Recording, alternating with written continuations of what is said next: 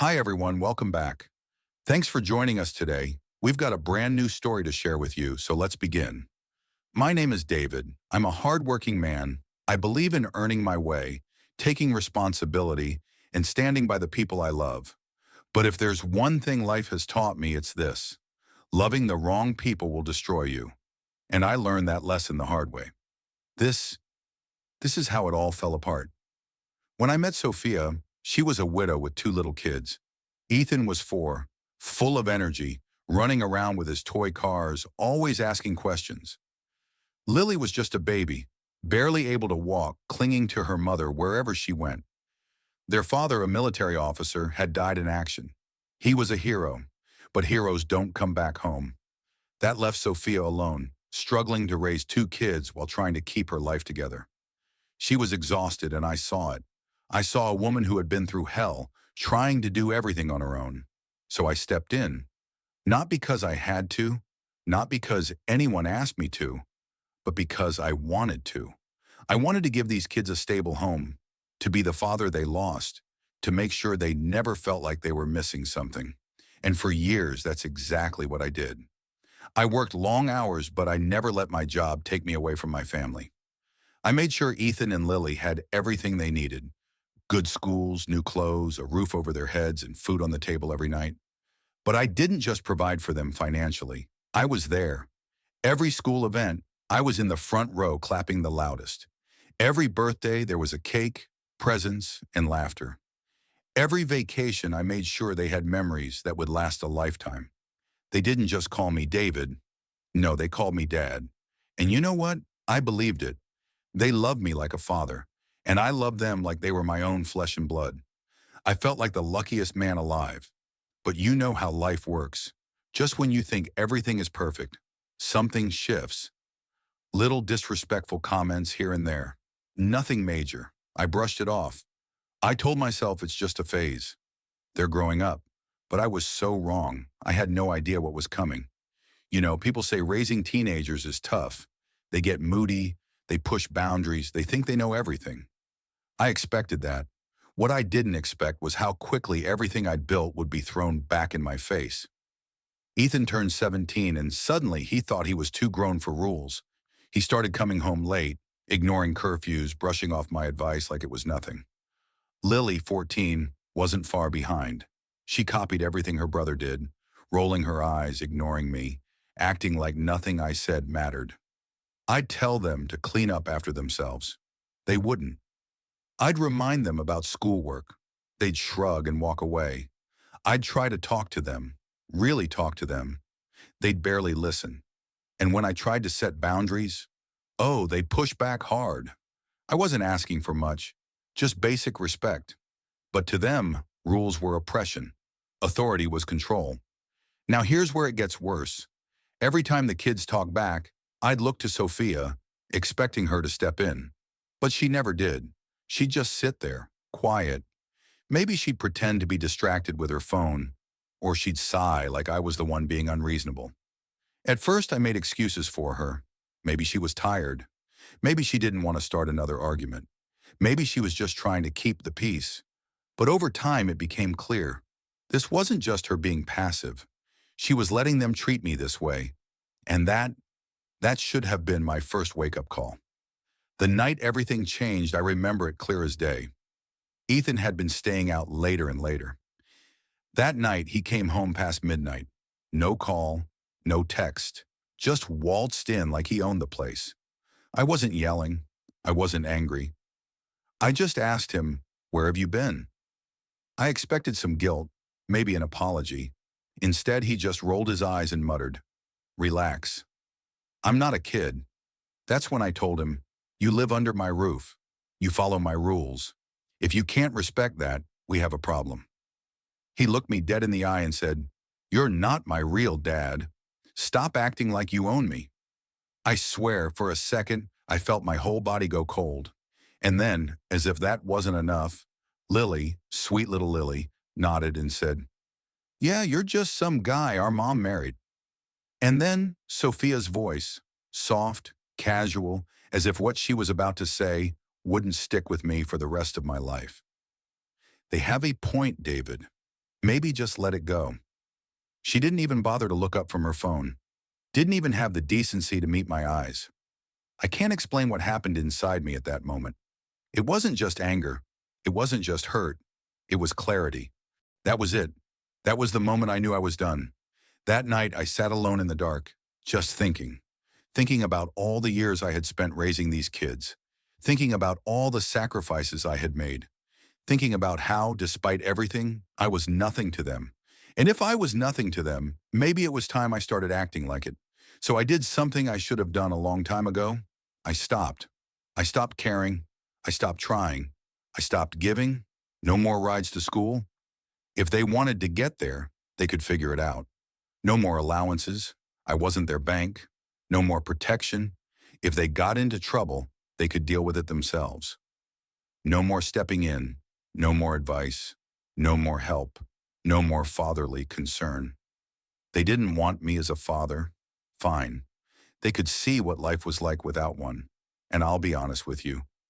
It hurt more than I can put into words. But deep down, I knew it was the only way. You ever notice how some people don't appreciate what they have until it's gone? How they think they can treat you like garbage and you'll just keep taking it? That was Ethan, Lily, and Sophia. When I stopped acting like their father, they thought it was a joke. They laughed. Ethan and Lily acted like my decision didn't matter. Good, now we don't have to deal with him bossing us around. Mom's got us. We don't need him, I overheard them say one day. And for a while, they didn't feel the impact. Because Sophia, oh, she made sure to pick up my slack. She funded their little shopping sprees, made sure their weekends were still filled with fast food and unnecessary spending. She kept them comfortable, kept them cocky, and kept feeding them the idea that they didn't need me. They laughed behind my back, smirked when I walked past, threw sarcastic little comments like I wasn't even there. But I stayed quiet, because I knew something they didn't. Sophia wasn't made of money, and I was the one who had been holding this family together. So I waited, and then it happened. At first it was just little things. The weekend shopping sprees, fewer bags started coming home. The fast food runs, less frequent. The new clothes, suddenly their closets weren't overflowing anymore. These small changes were just the beginning. Then came the real struggle. At first they barely noticed. The entitlement was still there. The expectation that everything would just work itself out. But reality doesn't bend to the whims of ungrateful teenagers. One evening, Ethan came up to me, casually tossing his car keys onto the counter. Hey, I need gas money. I didn't even look up from my book. Figure it out yourself. He scoffed like he couldn't believe what he just heard. What? I turned the page. You heard me. His eyebrows furrowed in confusion, then frustration. Are you serious? I finally met his gaze. Completely. He stood there for a moment, then stormed off, muttering curses under his breath. I heard him complaining to Sophia later that night, but I didn't care. I wasn't their provider anymore. Lily had her own wake-up call not long after. She had an upcoming school trip, one she'd been talking about for months. She needed money for it. She approached me in the kitchen, her tone half expectant, half annoyed. So are you going to pay for my trip or what? I barely glanced at her. Or what? Her jaw dropped. Are you serious? Do I look like I'm joking? Her face twisted in disbelief. Mom, she yelled. Sophia came in sighing. David, can we just… No, I cut her off. Not anymore.